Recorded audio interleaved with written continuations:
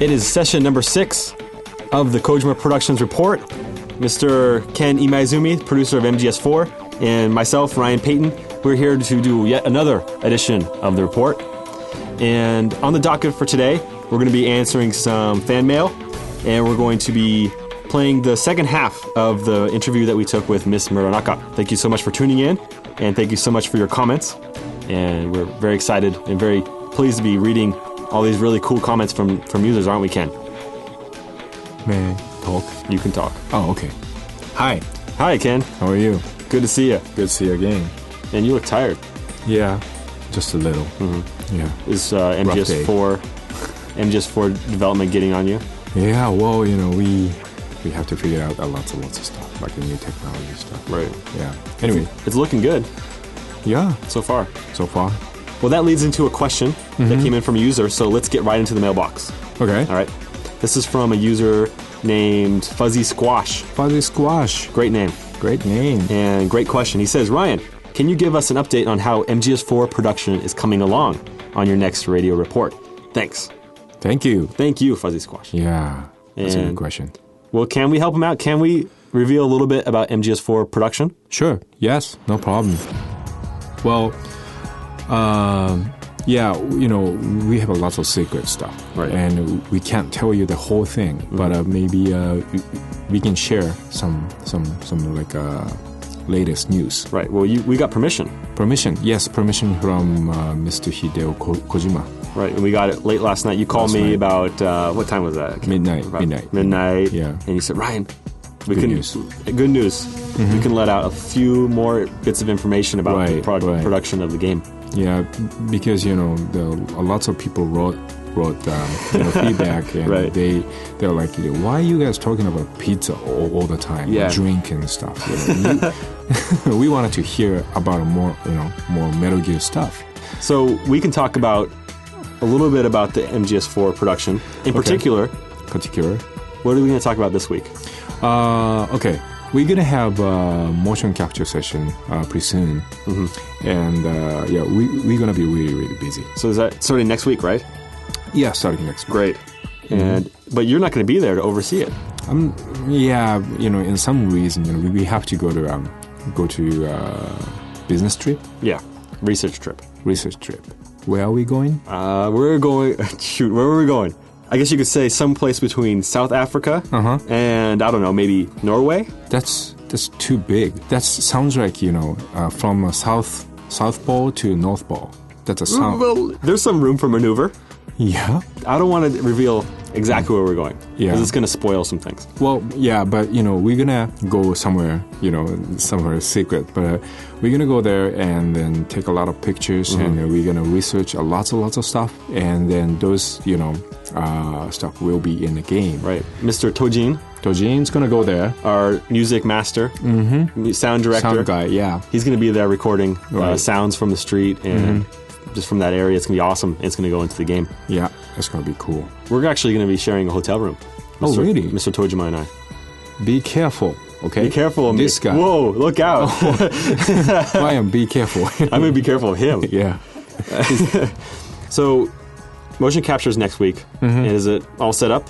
All set up, yeah. Well, we are trying to set up right now. All right, from Adamska. He says he's very curious about the art of Mr. Yoji Shinkawa. And he wants to know how much freedom Mr. Shinkawa is allowed when designing a character. Oh, and yeah. I was wondering if you could answer that question.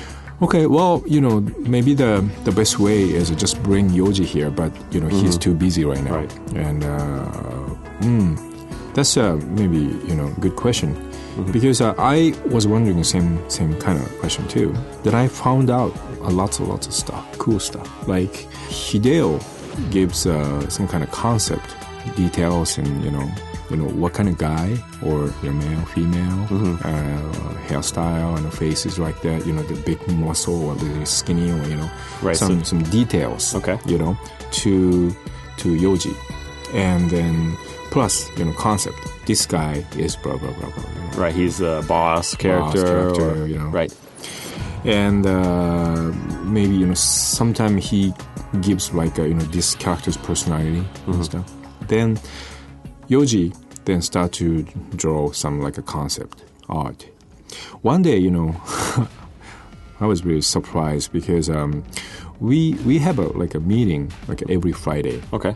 Some team leader meeting, and Yoji is always bring his pen and notebook. Right.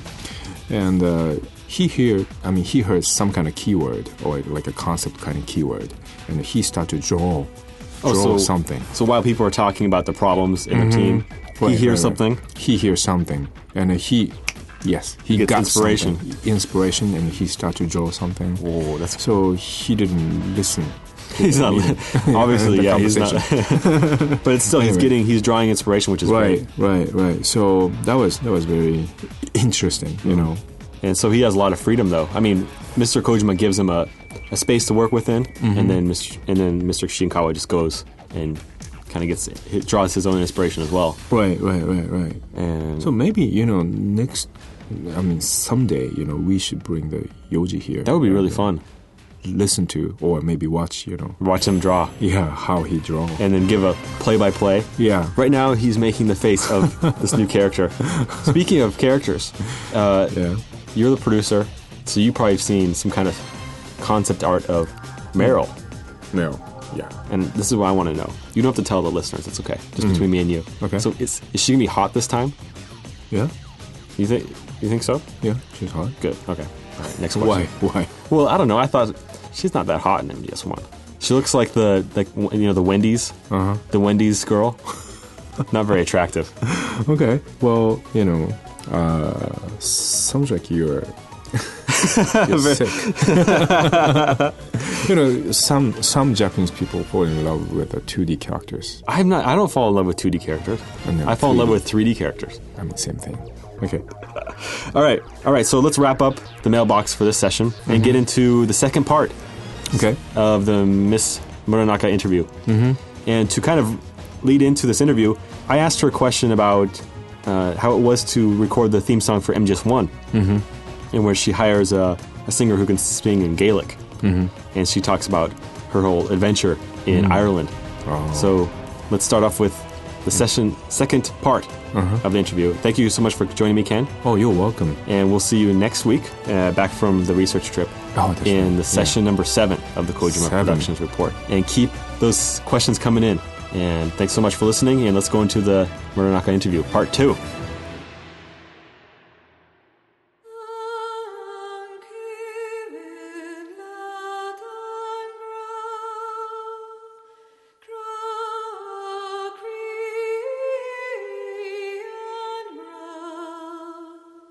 Why did you choose Gaelic as a language for The Best Is Yet to Come? Well, the French is kind of common. Spanish is very common. And Portuguese is kind of common, too. So I said, but really, at that time, this is before Titanic. Before Titanic just hit the market. So I'm always ahead of people. Right, of course. You were 10 years before American Idol. Right? That's right. So, and I just came up with the idea of Gaelic, and nobody knew that language. And I was just fell in love with the Irish music, the traditional one. Now the Anya is really, really big, but before that, nobody knew, that kind of music ever exists. So I presented to Mr. Kojima and Mr. Muranaka about, I had a bunch of CDs, this is Gaelic music, and, and they just loved it. So, like you mentioned, nobody was doing Gaelic music. No. But, so I think it leads into the question, how do you find somebody who can sing really well in Gaelic? Wow, it's like I went to I Ireland. want to know. Yeah, you went to Ireland. Yeah, I figured that's the best place to find a singer, right? So, you just go to Ireland and then you Right. put some posters on the wall saying... No. Since I was, I have a really, really good network. I'm really, really thankful because I started out as a jazz pianist, and I had the fortunate to produce records on my own, and I'm connected with all the international department A&R and the people. So if I want to make something, I could make a phone call and say, hey, do you know anybody, anybody in the island? So my A&R director was actually going back and forth in Ireland, and he was producing one of the, not the Irish singer, but he was producing Mary Black at that time, and he was going back and forth to London and Ireland. So he just had a connection. He knew somebody there. He knew his friends and friends, so he connected me with another friend. And then I got introduced to the engineer who was the engineer for Riverdance, the original Riverdance. And he was working at that time, Riverdance mixing, and he was doing like Metallica? Yeah, he was like an engineer for that. No kidding. Wait, so he was doing Riverdance and Metallica? Yeah. And, well, this is really small. The island is like really small. It's like probably, God, the city of smaller than Minatuku, I think. It's really small, you know. There's nothing there. It's just so remote. I mean, you go there and all you see is just the green grass, like nothing there, you know? And so that's where you found the singer? Well, I found the singer before I went there, and there's like choices that I had, and she was already an artist. Her name is Aoife, and she was like come from one of those like, one part of the island is like they all speak Gaelic, you know, they're traditional. They're like six hours away from Dublin. That's where the Anya come from, and the Clonada. And she was like produced by one of the Clonada sisters, like a Clonada. And so she was already a well-known singer at that time. So I contacted her and asked her if she could come. And she drove 6 hours. No kidding. To record the music. And this was unbelievable. Everybody came, and we had like close to 20 people in the studio singing, like choirs and everything. Sounds really cool. Yeah, it was really interesting. And it must be interesting to, you know, when you're recording this theme and you're explaining it to people that you're recording this for a game. Oh, they had no idea. I mean, I have no idea what game, because this is Ireland. You're talking about this, like, there's nothing there. There's no 7-Eleven. You know what I mean? You think about it. Right. You know, and everything's shut down. There's it's like, there's nothing there, you know? And the studio is just like, God, the worse than any amateur studio I ever went to. I walked in, I was like, oh my God, I have to record here. There's no SSL, there's nothing there, you know? It's just ridiculous. It's like, no soundproof. I hear, you know, chicken. I hear cows. I hear everything. You hear cars? No, there's no cars, except we were in a farm. Oh, okay. And this guy decided to, you know, make the studio in the farm. So you hear everything. The chickens and the cows, too. Yeah. So I had to wait. You know, sometimes the chicken gets really loud, and, you know. You have to wait. I had to wait for the animals to be quiet. No kidding. Go to sleep. What? It's their time. That's unbelievable. Yeah, so imagine that, you know. I had to sit and wait. Then what happened was I ended up writing music, and you know, there's a MIDI file at that time, 11 years ago when I wrote, not even that, like 10 years ago maybe. So I did everything in demo, and I sent the file to engineer. So he had my MIDI file then. So he had all those MIDI files, and this was even digital performer. It's just like one of those performer. So I had all my file there. So when I got there, we started to program everything. And then I started to swap with a real musician, you know, live instruments. And people, they can't come at one time at the same time. Everybody had to come 6 hours. Everybody drove 6 hours, 8 hours. These are traditional, you know, musicians. Right. They don't live in Dublin, like a city like New York. Dublin is like big city for them. So they all live in the countryside. Right. So every musician who plays like a traditional instrument had to, you know, drive like 6 hours, 8 hours to get there. It was really incredible. But first of all, they couldn't understand that I'm the one is actually writing music. Right. And because they're not really used to see the traditional Gaelic music is just like standard, you know, like a traditional music. So they're not really used to singing. First of all, she's not a studio musician because she's so used to singing the traditional music. That's what they do. They just sing standards, you know, that they have for like thousands of years, you know, and pass on for whatever. So there's no music. The people just pass on through years or whatever, you know. So that's what she ever sang. So she have no concept to read music or even to, you know, perform original music. So this was her first gig, actually, to really, really sing different types of music. That's really cool. Yeah. So And I wrote everything in English. So when I got there, the first day when I got there, and I realized my English was too long. I had a translator translate from English to Gaelic. And so at that, when I first went there, first day I got together with the translator. She started translating.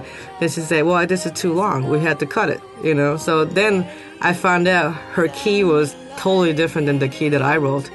So there's no music store except I went to the music store. They sell like recorders and like bouzouki and like a traditional type of music, instruments. So I picked up the recorder. Luckily, I could play the recorder. So I went back to the hotel and I started transposing every note. And I started rewriting everything. With the recorder? Then I started I need to change everything. Now that I maybe I need more like a different section, so I started rewriting the music again. And it's in a hotel with the recorder. Does Mr. Kojima know this story? I don't know if This is a great story. I don't know if I ever told him. And you always bring the fruit. No. I ended up buying it. You just bought it at some kind of store. I bought it, recorder. And I bought the little, like a drums. Right. And I ended up using that. In the recording? Yeah. You can hear it? Yeah. Boom, like that low end. Right. That's me actually playing the drums. That you bought at a store that same week? Yeah. Or I feel, that is an interesting drum. Let me get that. And I brought that in recording. It's like, you know what? I can use that. Then I start, recording. Then I put that in sample. Then I use that every section.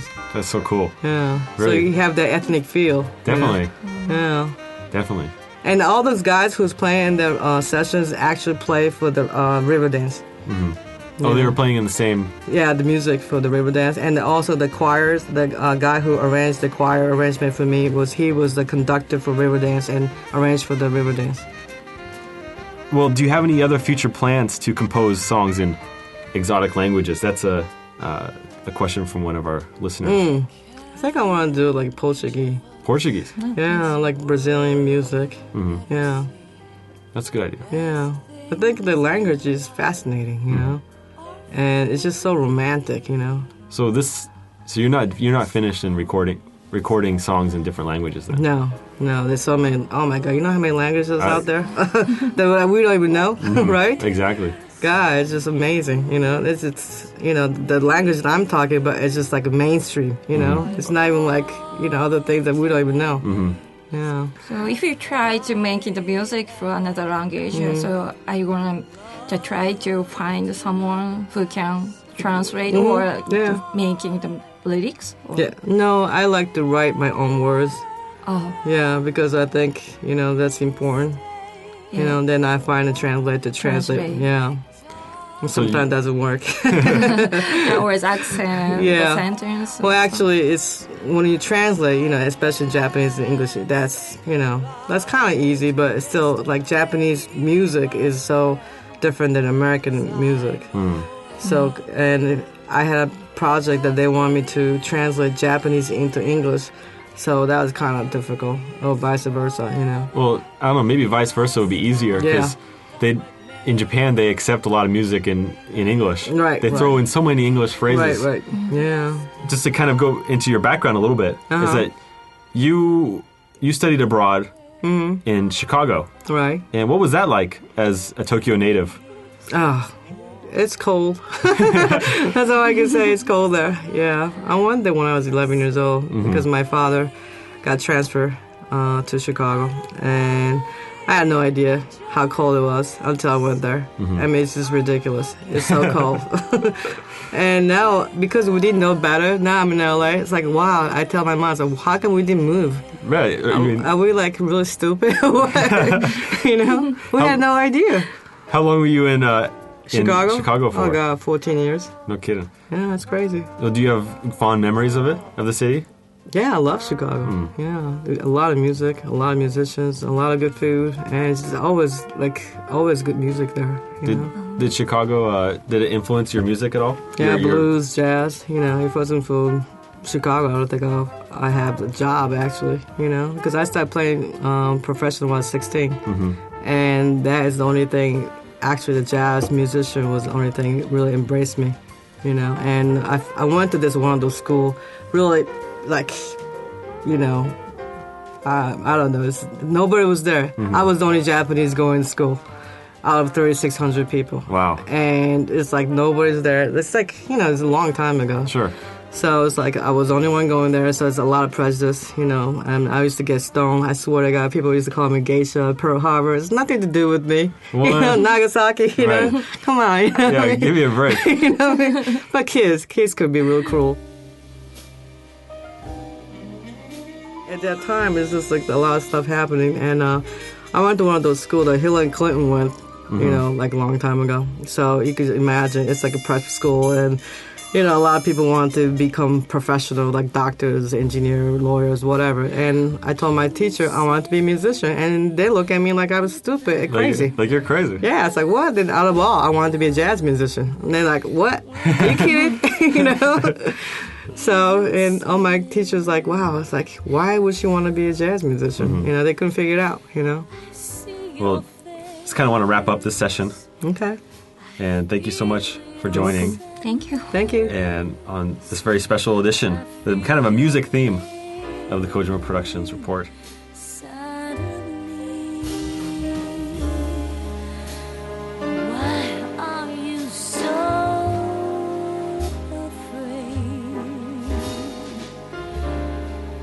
How can you go on living in the past? I see your eyes, I feel your pain, I feel your sadness inside of me.